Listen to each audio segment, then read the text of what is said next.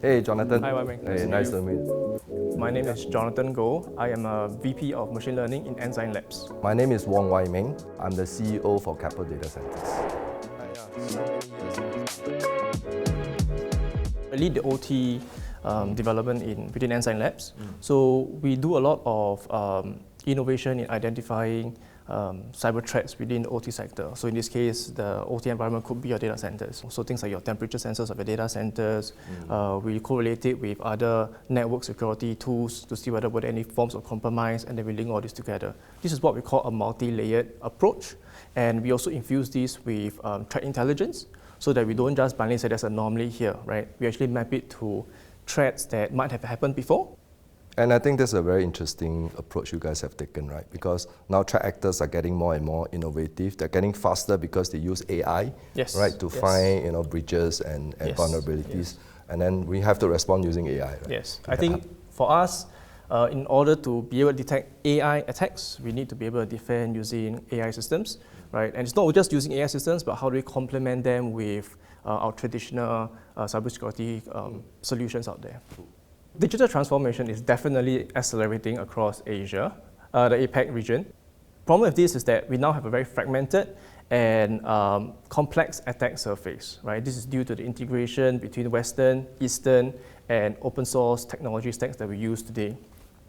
If you look at the Cyber Landscape report that we published in 2025, adversaries are actually taking advantage of this fragmentation to exploit the organizations. We need to be able to infuse threat-informed defense into organizations so that we can actually scale safely, modernize industrial control systems, while at the same time retain resiliency. A lot of organizations today are using Gen AI systems, so it is no surprise that they want to protect Gen AI systems. At the end of the day, Gen AI systems are literally just large language models. There are security tools out there that can actually serve as a control plane, right? So they provide authentication, authorization controls to the Gen AI systems. At the same time, they also help with detecting prompt injection or data leakage. I think that would be something that is concerning to you as well. We use AI very much across board, but in data center itself, specifically in one area is how do we predict failure? So predictive analytics for failure is really one of our core competitive advantage. Today, our data centers, for those that is really enabled with our AI monitoring, is able to predict a failure days and weeks ahead of time before anything happens. So we can intervene, we can talk to our customer. Maybe it's time to shift a workload somewhere else when we attempt to fix the problem. There's another category of solutions called model scanners, because at the end of the day, all these machine learning models are just binaries. They are treated as artifacts. So these solutions actually scan artifacts for backdoors or malware embedded in the models. So today, these are the categories of solutions we see in the market. With this kind of solutions in place, you can actually help your companies to scale AI safely and at the same time not throttle any form of innovation that your company has.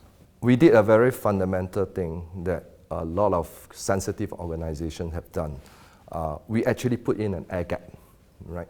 Initially, the whole concept was to connect the whole world, so we have economy of scale, follow the sun model, but we decided to incur additional costs, and we put in physical air gap for the OT system. But that said, there will still be a certain amount of connectivity that's required, right, for us to pull data out. So we have put in multi-layer firewalls when necessary and simple diode system. That means data can go out, you cannot have control signals coming in. We need to be able to keep up with this kind of evolving threats, right? So we are always at the rat race, right? Being up to date with AI defenses, being up to date with cyber threat reports, and seeing how they can put all these things together to provide organization value. Confidence in the user is very important. You have to prevent the harms that goes with it. The moment you do not address, the trust goes away, right? So I think it's very important as the world moves towards everything digital. In the future, everything AI. We want to ensure that the scenario or the final reckoning for Mission Impossible, we have to ensure it doesn't play out. Else, you don't just threaten the services, you threaten the way we work and play and live, because everything is digital. You may even threaten mankind. Right? So I think it's very important that we keep thinking about it.